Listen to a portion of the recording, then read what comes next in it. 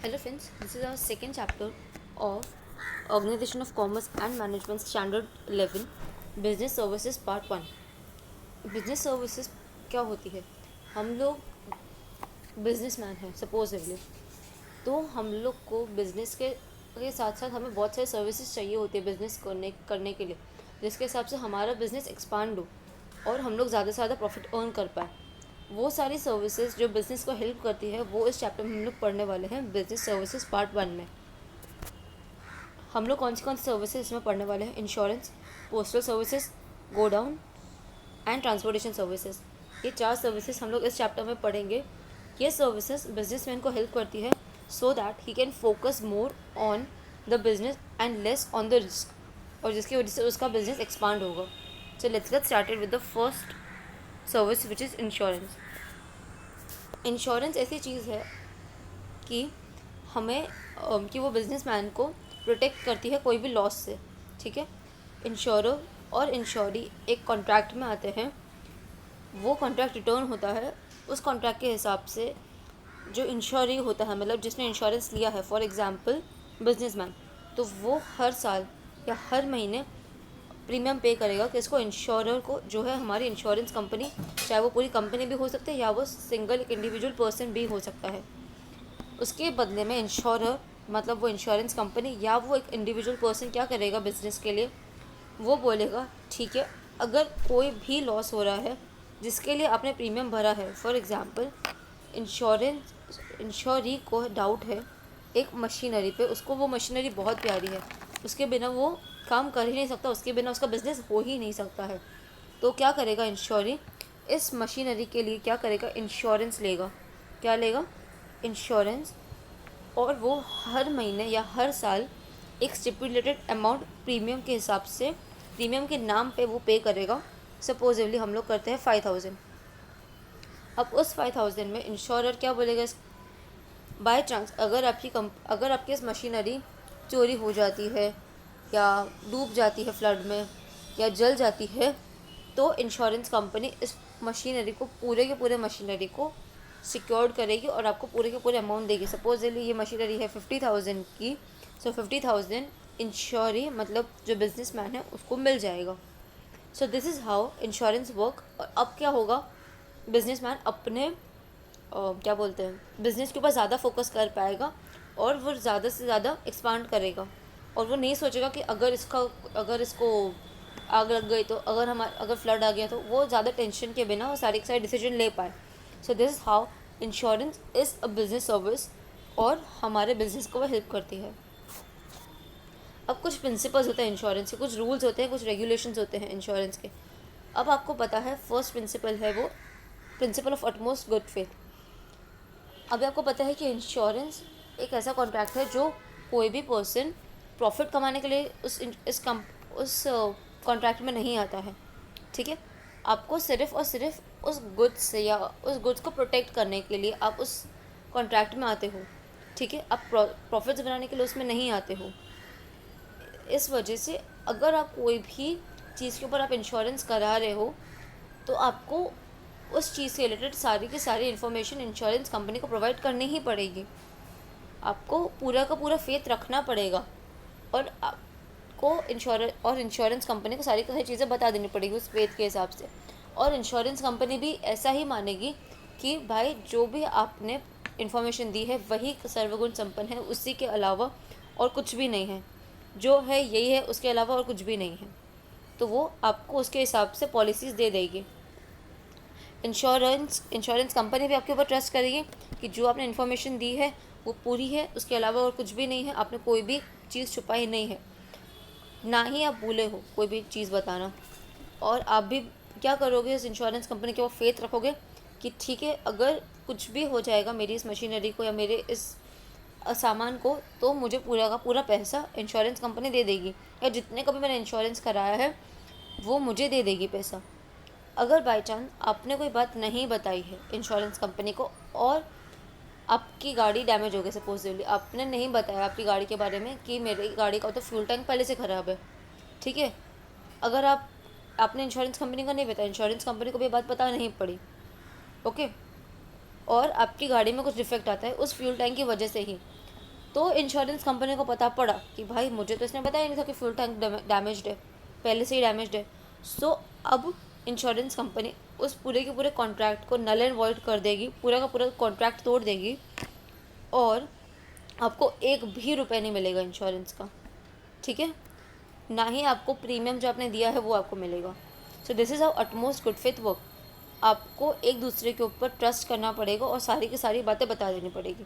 और इफ़ अगर आपने कोई बातें छुपाई और उसकी वजह से डैमेज हुआ, या उसी के कारण या उसके रिलेटेड कुछ डैमेज हुआ है उस टॉपिक की वजह से या कोई भी चीज़ की वजह से, तो आपको कोई भी रुपये नहीं मिलेगा इंश्योरेंस का।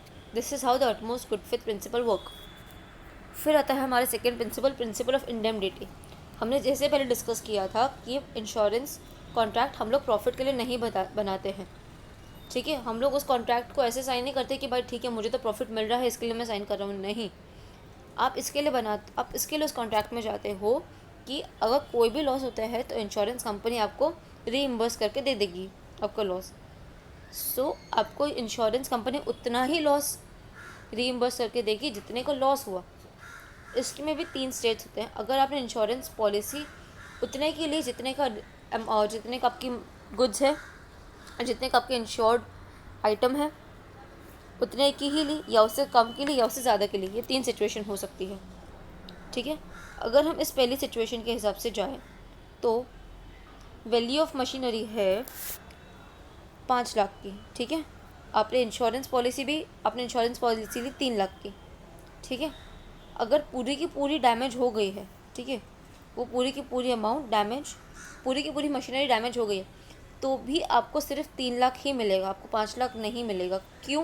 क्योंकि आपने पॉलिसी ही उतने की ली है, आपने पॉलिसी ज़्यादा की नहीं ली है। समझ आया? ऐसा होता है जब इंश्योरेंस पॉलिसी कम अमाउंट की होती है इंश्योर्ड आइटम्स के अमाउंट से। फिर आता है अगर वैल्यू है 5 लाख मशीनरी की, आपने इंश्योरेंस पॉलिसी भी पूरे 5 लाख की ही ली है, और पूरी की पूरी अगर वो डैमेज हो जाती है तो आपको 5 के 5 लाख मिलेंगे, ठीक है। आप पहली वाली सिचुएशन में ऐसा नहीं बोल सकते कि भाई मेरी तो देखना यार कि मेरी तो मशीनरी 5 लाख की है, तो प्लीज़ तू मुझे 3 लाख की जगह मुझे पूरे के पूरे 5 लाख दे। इंश्योरेंस कंपनी वाला बोलेगा क्यों, तूने मेरे से तो पॉलिसी सिर्फ 3 लाख की ली है ना, सो मैं सिर्फ 3 लाख ही लायबल हूँ आपको पे करने के लिए।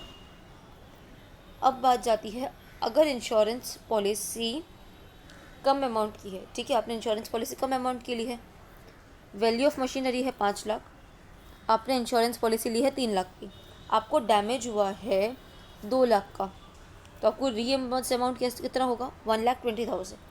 अब वो 1,20,000 कैसे होगा? देखिए, आप 5 लाख की इंश्योरेंस पॉलिसी ले रहे हो, तो आप 3 लाख की आप 5 लाख की मशीनरी पे 3 लाख की इंश्योरेंस पॉलिसी ले रहे हो, तो आप 2 लाख का डैमेज हुआ है तो आपको कितने रुपीज़ मिलेंगे? तो उसके हिसाब से 2 lakh multiplied by 3 lakh divided by 5 lakh से आपको 1,20,000 की अमाउंट आ जाएगी।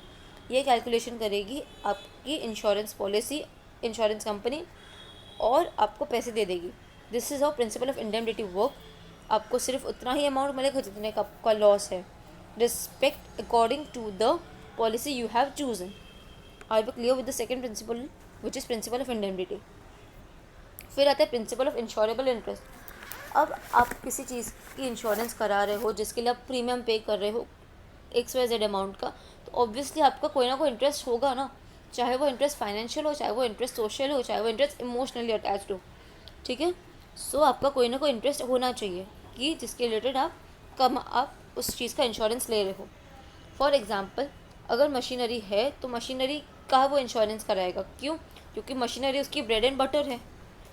अब जब तक मशीनरी चलेगी तब तक उसके घर पे चूल्हा चलेगा, सो उसका इंटरेस्ट है ना, इसके लिए वो उस मशीनरी का इंश्योरेंस करा के बैठा है। सो इस प्रिंसिपल के हिसाब से आपका कोई ना कोई इंटरेस्ट होना चाहिए जिस चीज़ का आप इंश्योरेंस करा रहे हो। This is how principle of insurable interest says. फिर आता है principle of subrogation. Principle of subrogation में आता है कि as the principle of insurance company paid for the losses, then the damage object should be pass to the insurance company. For example, अगर आपकी जो मशीनरी है वो पूरी की पूरी आग में जल गई, ठीक है, आपने 5 लाख की मशीनरी थी, आपने पूरा 5 लाख का इंश्योरेंस लिया था, ठीक है, आपकी इंश्योरेंस कंपनी ने आपको पूरे 5 लाख रुपए दे भी दिए। अब ये जो मशीनरी है वो हो जाएगी आपके इंश्योरेंस कंपनी की, वो आपकी नहीं रहेगी फिर, ठीक है। क्यों ऐसा? क्योंकि आपको 5 लाख रुपए मिल गए आपकी मशीनरी के, अब आपकी मशीनरी की ओनरशिप हो जाएगी इंश्योरेंस कंपनी की। ये ऐसा करती है इंश्योरेंस कंपनी, क्यों? क्योंकि आप इस मशीनरी को जो जल गई है उसको आप स्क्रैप डीलर को या भंगार वाले को नहीं बेच दो कमाने के लिए कि चल जितने भी अगर मिलते हैं भंगार वाले से उतना मैं ले लेता हूँ। नहीं, वो ऐसा नहीं होगा, वो ऐसा नहीं हो प्रॉफिट ऑन, इसके लिए जो इंश्योरेंस कंपनी है वो पूरी की पूरी आपसे मशीनरी वापस उठा के रख देगी। This is how principle of subrogation is. आपको लॉस हुआ, लॉस रीइंबर्स कर दिया आपकी इंश्योरेंस कंपनी ने, और जो ऑब्जेक्ट है अब वो इंश्योरेंस कंपनी का, आपकी कोई ओनरशिप नहीं है। ऐसा करती है इंश्योरेंस कंपनी कि आप उसको सेल करके भंगार में आप ज़्यादा पैसे नहीं कमा पाओ। So this is how principle of subrogation work. These were your 4 principles, which was utmost good faith, indemnity, insurable interest and subrogation. अब हम चलते हैं टाइप्स ऑफ इंश्योरेंस में। हमारे पास इंश्योरेंस मोस्टली 2 टाइप में हम लोग डिवाइड करते हैं। एक होता है लाइफ इंश्योरेंस, एक होता है जनरल इंश्योरेंस। लाइफ इंश्योरेंस में हम लोग 2 पार्ट डिवाइड होता है वापस, whole life insurance and endowment insurance. अब हम पहले सिर्फ लाइफ इंश्योरेंस के बारे में देखेंगे। लाइफ इंश्योरेंस पॉलिसी हम लोग ने 2 पार्ट में डिवाइड करी थी, whole life insurance and endowment policy. Whole life insurance में क्या होता है कि ये एक पर्सन के लिए लाइफ के रिलेटेड होती है, वो कोई गुड्स के रिलेटेड आप नहीं ले सकते हो, एक इंसान की लाइफ के लिए कोई लेता है। अभी सपोजिवली एक आदमी है मिस्टर एक्स, ठीक है, मिस्टर एक्स है ये आदमी, सॉरी ये मिस्टर एक्स है आदमी। उसने क्या किया, उसने ली आपकी insurance policy which is whole life insurance policy. अब आपको पता है लाइफ तो अमूल्य है, उसका कोई कीमत लगा नहीं सकता, ना लाइफ इंश्योरेंस ना ये मिस्टर एक्स। सो उसने सोचा कि मैं जितने हिसाब से प्रीमियम भर सकता हूँ मेरी होल लाइफ इंश्योरेंस के हिसाब, मेरी इनकम के हिसाब से मैं होल लाइफ इंश्योरेंस लूँगा 5000 का, जिसके बाद अगर मुझे कुछ हो जाता है तो मेरे फैमिली वालों को 50 लाख का इंश्योरेंस अमाउंट मिलेगा, ठीक है, उसको पैसे मिल जाएंगे 50 लाख के। इसमें क्या होता है होल लाइफ इंश्योरेंस में, अगर मिस्टर एक्स मरेगा तो उसकी फैमिली को मिलेंगे वो पैसे, ठीक है, जब तक वो नहीं मरेगा तब तक उसको पैसे नहीं, उसकी फैमिली को पैसे नहीं मिलेंगे, ना ही मिस्टर एक्स को पैसे मिलेंगे। समझ आया? आपने बहुत बार पिक्चरों में देखा होगा ना कि इसकी तो इंश्योरेंस पॉलिसी कुछ 300-400 करोड़ की है, तो इसको मैं पहले मारता हूँ, क्यों? क्योंकि इससे इंश्योरेंस के पैसे मेरे पास आने वाले हैं। This was the plot of race 1, ठीक है, कि अक्षय खन्ना सैफ अली खान को मारने पे होता है। क्यों? क्योंकि उसकी पॉलिसी बहुत बड़ी होती है, कुछ थाउजेंड्स ऑफ करोड़ में, तो उसको पैसे चाहिए होते हैं। सो वो सैफ अली खान को मारने की प्लानिंग कर रहा होता है कि उसको पैसे मिल जाए। क्यों? क्योंकि उसका वो लीगल हायर होता है, इकलौता वारिस होता है, या मिस्टर एक्स ने या सैफ अली खान ने उसमें लिखा होता है कि मैं मरूंगा तो मुझे कि मेरे पैसे अक्षय खन्ना को मिल जाएंगे। This is a whole life insurance policy work. वो मरेगा तभी जाके उसके लीगल हायरर्स को पैसे मिलेंगे। बट एंडोनमेंट इंश्योरेंस पॉलिसी में क्या होता है, यही अभी हम देखते हैं मिस्टर वाई के बारे में। एंडोनमेंट पॉलिसी, ये है आदमी मिस्टर वाई, ये ना थोड़ा अक्लमंद आदमी है। उसने कितने की पॉलिसी ली अपने इनकम के हिसाब से? उसने ली 1 करोड़ की पॉलिसी, ठीक है। कि अब इस पॉलिसी में क्या हुआ, एनवायरनमेंट इंश्योरेंस पॉलिसी में, कि 50 बहुत ज़्यादा हो जाएगा, 25 ईयर्स तक वो पॉलिसी के पैसे भरेगा। 25 ईयर्स तक वो पूरे का पूरा प्रीमियम देगा इंश्योरेंस कंपनी को। 25 ईयर्स के बाद मिस्टर वाई ज़िंदा रहते हैं, सपोजली 25 ईयर्स के बाद मिस्टर वाई इज़ अलाइव, तो पूरे के पूरे पैसे जो 1 करोड़ है वो मिस्टर वाई के हो जाएंगे, ठीक है। अगर 25 ईयर्स के अंदर वो मर जाते हैं, सपोजिवली 25 ईयर्स की पॉलिसी है, 22nd ईयर में ही मिस्टर वाई मर जाते हैं, फिर वो 1 करोड़ रुपीज़ उनके लीगल हायरर को मिलेंगे। अगर 25 ईयर्स से पहले अगर वो ज़िंदा रहे, 25 ईयर्स के बाद वो ज़िंदा रहेंगे तो मिस्टर वाई को मिलेंगे और 25 ईयर्स से पहले पहले वो मर जाते हैं तो उनके लीगल हायरर को मिलेंगे। बहुत बार क्या होता है कि लाइफ इंश्योरेंस वाले बोलते हैं कि सिर्फ 25 ईयर्स के बाद ही आपको पैसे मिलेंगे।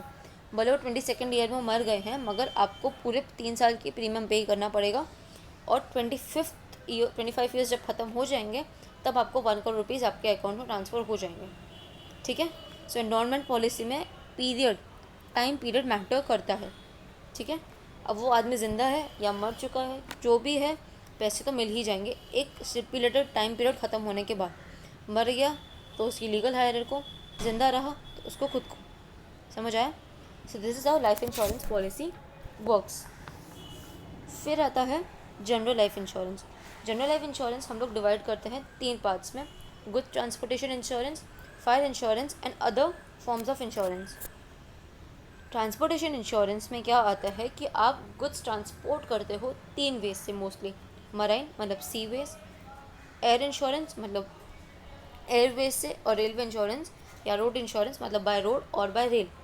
मराइन इंश्योरेंस क्या कवर करता है कि मराइन वे जो होता है हमारा, जो ट्रांसपोर्टेशन का था गुड्स या आदमी आने जाने का, तो वो बहुत पहले का वो आया था। अराउंड 18th सेंचुरी से इंटरनेशनल ट्रेड मराइन वे से ही हो रहा है, सी वे से ही हो रहा है।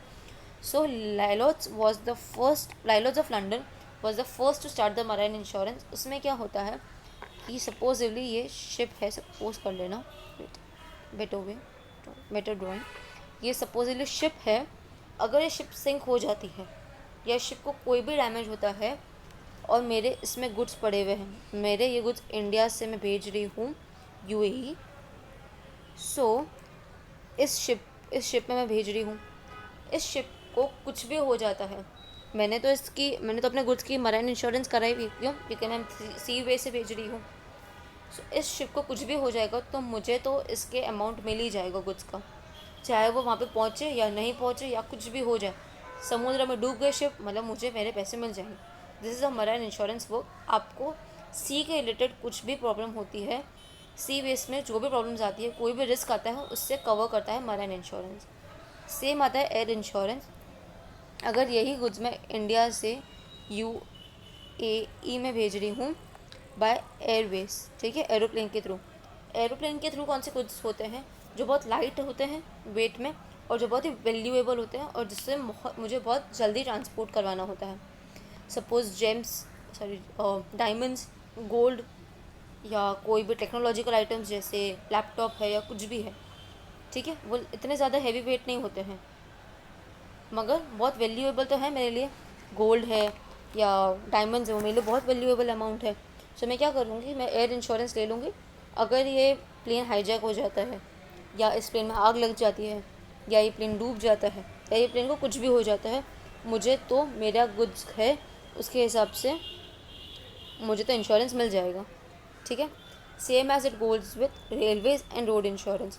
रेलवेज या रोड इंश्योरेंस किससे आपको प्रोटेक्ट करता है? थेफ्ट, चोरी हो गई तो, डकैती हो गई तो, या एक्सीडेंट हो गया तो उस ट्रेन का या उस ट्रक का या उस बस का जिसमें आपके गुड्स जा रहे हैं, सो आप रेल या रोड इंश्योरेंस लोगे। अगर आप सामान सपोजिवली आप ट्रांसफ़र कर रहे हो सपोजिवली आप ट्रांसफ़र कर रहे हो अहमदाबाद टू बैंगलोर के वे में आप एक बस में अपना गुड्स ट्रांसपोर्ट कर रहे हो, अपना गुड्स बेच रहे हो, तो क्या होगा, आपने इस गुड्स का इंश्योरेंस करा लिया कि बाय चांस अगर ये बस जो है वो एक्सीडेंट हो गया या उसमें चोरी हो गई या कुछ भी हो गया, सो मुझे तो पैसे मिल ही जाएंगे। ठीक है। This is how marine insurance, air insurance and rail या रोड इंश्योरेंस वर्क्स। फिर आता है जनरल इंश्योरेंस में फायर इंश्योरेंस। अगर आपको डर है कि आपकी कंपनी में कहीं आग नहीं लग जाए तो आप फायर इंश्योरेंस ले लोगे। ठीक है। अगर आपके घर पे आग लग जाती है या आपके ऑफिस में आग लग जाती है या आपके व्हाट डू वी से इंडस्ट्री में आग लग जाती है, फैक्ट्री में आग लग जाती है, अगर आपको डर है कि मेरा गुड्स बाई या मेरी कोई मशीनरी फायर से जल के राख नहीं हो जाए, so you will take the fire insurance इसके लिए। फिर आता है जनरल इंश्योरेंस। जनरल इंश्योरेंस इन सब इंश्योरेंस के बाद आता है कि और भी बहुत सारे टाइप के रिस्क होते हैं हमारी लाइफ में जो जनरल इंश्योरेंस कवर करता है। सपोजिवली मेरी एक म्यूज़िक इंडस्ट्री कंपनी है, ठीक है। मैंने अरिजीत सिंह के साथ कॉन्ट्रैक्ट साइन किया है, एक टी सीरीज़ है मेरी कंपनी। मैंने अरिजीत सिंह के साथ कॉन्ट्रैक्ट साइन किया है कि भाई तू मेरे यहाँ पे 3 साल मुझे से मैं जितने भी गाने गाऊँ तो गाएगा, ठीक है। अब बाय चांस अब मेरा ब्रेड एंड बटर क्या हुआ, अरिजीत सिंह की वॉइस। मुझे तो डर ना कि बाई चांस अगर वो कुछ खा ले पी ले या कुछ भी उसकी आवाज़ का हो जाए तो, या उसको खुद को कुछ हो जाए तो मैं क्या करूँगी, मेरे कहाँ से निकलेंगे। सो मैं क्या करूँगी, अरिजीत सिंह की वॉइस का इंश्योरेंस मैं कराऊँगी, मेरी कंपनी उसको पे करेगी इसके इंश्योरेंस प्रीमियम को, कि अरिजीत सिंह की आवाज़ को कुछ भी होगा होना नहीं चाहिए। अगर कुछ हुआ सो मुझे वो पैसे मिल जाने चाहिए कि मेरे इतनी ज़्यादा लॉसेस नहीं रहे। फिर आता है मेडिक्लेम। मेडिक्लेम आपके पेरेंट्स लोग भरते होंगे या आप लोग खुद अपने मेडिक्लेम भरते होंगे कि बाय चांस आपको कुछ हो जाता है, टाइफॉइड डेंगू मलेरिया जिसका आपको, या एक्सीडेंट हो जाता है आपका, सो हॉस्पिटल का जो भी बिल होगा वो मेडिक्लेम वाले आपको पूरा का पूरा पेमेंट कर देंगे। समझ आए। Insurance for labour. अब अगर मेरे कोई स्टोर में एक मैनेजर है, वो बहुत एफिशिएंट है, मेरी पूरी की पूरी सेलिंग ही उस मैनेजर पूरा देखता है, मैं तो यहाँ पे हुई नहीं, मेरा पूरा का पूरा वो स्टोरी ही वही देखता है। सो मुझे वो मैनेजर बहुत इंपॉर्टेंट है, उसका सारा काम आता है। सो उस मैनेजर का इंश्योरेंस मैं कराऊंगी। क्यों? क्योंकि वो मुझे वो मेरी इनकम कर रहा है, मेरा इंश्योरेबल इंटरेस्ट है उसमें। सो उस आदमी को कुछ भी होगा तो मुझे पैसे मिल जाने चाहिए, तो उस आदमी का इंश्योरेंस मैं करूँगी। या बहुत बार क्या होता है, कंपनी वाले बोलते हैं, या स्कूल्स में टीचर्स का इंश्योरेंस होता है कि आपको कुछ भी होगा तो आपकी फैमिली को हम इंश्योरेंस दे देंगे। बहुत बार 50-50 प्रीमियम पेड होता है, बहुत बार सिर्फ पूरी की पूरी प्रीमियम पेड करती है स्कूल या कोई भी organisation. This is how other general insurance covers. फिर the privatisation of insurance. Insurance ना ब्रिटिशर्स ने चालू करी थी हमारे यहाँ पे इंडिया में। अब ब्रिटिशर्स कंट्रोल करते थे तो उनकी ही मोनोपोली चलती थी, उनका ही राज चलता था, ऑब्वियसली उन्हीं का राज था हमारे देश में, तो उनका राज ही पूरे के पूरे इंश्योरेंस में चलता था। इसलिए 19 जनवरी 1956 को लाइफ इंश्योरेंस बिजनेस नेशनलाइज हो गई, जो आया हमारा लाइफ इंश्योरेंस कॉरपोरेशन एक्ट के अंदर। अब वो पूरा का पूरा सेटअप पूरे इंडिया का है। अब हमारे ही लोग इसको कवर करेंगे, हमारे ही लोग इसको चलाएंगे। कब हुआ इसका नेशनलाइजेशन? 19 जनवरी 1956। फिर 1 जनवरी 1973 को जनरल इंश्योरेंस बिजनेस के अंडर जनरल इंश्योरेंस भी हमारे पास ही आ गया वो। अब वो ब्रिटिशर्स का नहीं रहा। क्यों? क्योंकि 1945 को तो हमारा देश आज़ाद हो गया था, मगर 1973 के टाइम पे, 1973 से पहले भी ब्रिटिशर्स हमारे यहाँ पे इनकम जनरेट कर रहे थे। ऑब्वियसली प्रीमियम उनके पास ही जा रहा था पूरा का पूरा जनरल इंश्योरेंस में, जो भी इंश्योरेंस हो रहा था, इसलिए गवर्नमेंट ने उसको भी परचेज़ कर लिया और उसको अपने अंडर ही ले लिया, जनरल इंश्योरेंस बिजनेस एक्ट 1972 के हिसाब से। अब इन सब इंश्योरेंस कंपनीज़ है, जो भी इंश्योरेंस एक्ट है, इंश्योरेंस बोर्ड्स है, उसको हेड कौन करता है, उसको देखता कौन है कि सही से काम हो रहा है नहीं हो रहा है? इंश्योरेंस रेगुलेटरी डेवलपमेंट अथॉरिटी, जो सेटअप हुई थी 1999 सबसे लास्ट में, ठीक है। वो देखती है कि सारी चीज़ें प्रॉपर्ली वर्क हो रही है नहीं हो रही है। अब हम देखते हैं कि insurance regulatory and development authority क्या क्या करती है, और पहली बात वो है कौन। जैसे बैंक्स के लिए सुप्रीम अथॉरिटी है आरबीआई, कि वो सारी डिसीजन लेगी कि कितना परसेंटेज इंटरेस्ट चार्ज करना है, कितने लॉकर्स होने चाहिए, क्या सेटअप होना चाहिए पूरे के पूरे बैंक, एक्सेट्रा एक्सेट्रा। वैसे ही आईआरडीए क्या करती है, सारी के सारी इंश्योरेंस कंपनीज़ को वो मैनेज करती है कि कितने कितने इंश्योरेंस ऑफिसेस एक सिटी में होने चाहिए, क्या प्रीमियम होना चाहिए, कितने और इंश्योरेंस होने चाहिए, ठीक है। वो कौन देखता है? आईआरडीए। और कितनी सैलरी होनी चाहिए स्टाफ की, क्या स्टाफ की क्वालिफिकेशंस होनी चाहिए, वो कवर करता है आईआरडीए। अब हमारे इंश्योरेंस कंपनी में फॉरेनर्स कितना इन्वेस्ट कर सकते हैं? 49%। इन्वेस्टमेंट तो चाहिए ना भाई इंश्योरेंस कंपनी चलाने के लिए, जो 2015 से पहले था सिर्फ 26%। आईआरडीए का मेन क्या क्या काम होता है? मोर चॉइसेस देना इंश्योरेंस के रिलेटेड, ठीक है। कि सपोजिवली अगर आपको सिर्फ उस टाइम पे मिल रहा है general insurance and life insurance के सिर्फ हेड पॉइंट्स, कि होल लाइफ इंश्योरेंस है, मरोगे तभी पैसे मिलेंगे, या मराइन इंश्योरेंस है, हम सिर्फ सीयूटी ट्रांसफर करेंगे। अब बोलो कि यार इतनी सी चॉइसेस थोड़ी ना, तो मराइन इंश्योरेंस क्या, आईआरडीए क्या करता है, आपको और भी इंश्योरेंस पॉलिसीज़ ला के देता है, और बहुत कम भाव में ला के देता है, बहुत कम प्रीमियम में ला के देता है, कि जो नॉर्मल लोग हैं वो भी इंश्योरेंस पॉलिसीज़ ले। और insurance is also type of savings की आदत, कि लोगों के पैसे सेव होते जाएँ, कि बाई चांस कुछ भी हो जाता है, लॉस या कुछ भी अनसर्टेनिटी आ जाती है, तो उनको पैसे ज़्यादा नहीं निकालने पड़े। प्रमोट हेल्दी कंपटीशन, उसमें ऐसा कि अगर यहाँ पे हमारे पास 1 2 3 4 5 ऐसी 5 कंपनी थी जो इंश्योरेंस प्रोवाइड कर रही है हमें। सो उन पाँच जो है 2 3 4 5, ये पूरी की पूरी 5 ऑर्गेनाइजेशन में, 5 इंश्योरेंस कंपनी में अच्छे से कंपटीशन हो, कि ऐसा नहीं कि ये फर्स्ट वाले बोलते हैं कि हमारे यहाँ पर इंश्योरेंस प्रीमियम सिर्फ 2000 है, ठीक है, सेकेंड वाले बोलते हैं हमारे यहाँ पर सिर्फ इंश्योरेंस प्रीमियम 1000 है, फिर ये बोले कि भाई 500 है, ये बोले कि सिर्फ 200 है, ये बोले कि हमारे पास सिर्फ 100 है। नहीं, आपको प्रॉपर सेटअप देती है, आपको प्रॉपर गाइडलाइंस देती है। और ऐसा नहीं कि कुछ कैसे भी वो लोग एक्ट करें हमारे साथ, नहीं, वो अच्छे से रेगुलेट करती है और अच्छे से रूल्स एंड गाइडलाइंस देती है। मोबिलाइज रिसोर्सेज कैसे, ये जो भी इंश्योरेंस कंपनी थी हमारी, ये सारी की सारी इंश्योरेंस कंपनी किसको पैसे देगी, जो प्रीमियम का आएगा वो देगी IRDA को। अभी IRDA को भी पैसे इन्वेस्ट करने पड़ते हैं ना, अब वो थोड़ी ना उसके पास पैसों का झाड़ थोड़ी लगा हुआ है कि आपके पास अगर 5,000 का प्रीमियम पे कर रहे हो तो आपकी 5 लाख की पूरी मशीनरी डैमेज हो जाएगी, तो आपको पैसे ला के देगी। वो क्या करेगी, जो भी आपका प्रीमियम आ रहा है वो कहीं और इन्वेस्ट करेगी। सो वो क्या करेगी, मोबिलाइज करेगी रिसोर्सेज, आपसे लेके कहीं पे गवर्नमेंट की पॉलिसीज़ में लगेगी, या शेयर मार्केट में लगेगी, या किसी कंस्ट्रक्शन साइट पे लगेगी, कि जिससे उसे प्रॉफिट हो जाएगा। So this is how IRDA mobilise resource, आपसे पैसे लेके वो अलग अलग स्टार्टअप्स में या अलग अलग फंड्स में या अलग अलग स्कीम्स में पैसे लगाएगी, कि जिसके हिसाब से उसके पास पैसे जनरेट हो और इकोनॉमी का साइकिल चलता रहे। Brings self discipline amongst the insurance company, that is the same, कोई भी चीटिंग नहीं हो वो देखने के लिए। क्रिएट मैकेनिज्म फॉर कंप्लेंट्स रिड्रेसर, आपने प्रीमियम पे किया, आपकी मशीनरी डैमेज हो गई पूरी की पूरी, अब आप धक्के खाते रह रहे हो कि भाई मुझे पैसे दो मेरे वाले, जो मैंने पूरे के पूरे लगाए थे आपके लिए, कि आपने बोला था ना कि मैं तो पे करूँगा आपको अगर मेरी मशीनरी डैमेज हो जाती है तो, इसके लिए।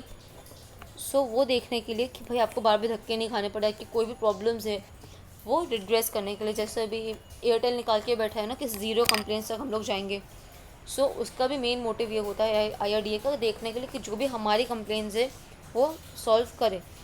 सो दिस वो related to IRDA, and with this we come to the end of this video, जिसमें हमने इंश्योरेंस के बारे में डिस्कस किया। नेक्स्ट वीडियो में हम लोग postal services and godown and transportation services देखेंगे हमारे फर्दर पार्ट्स में। Stay connected to get more knowledge about all this. Thank you.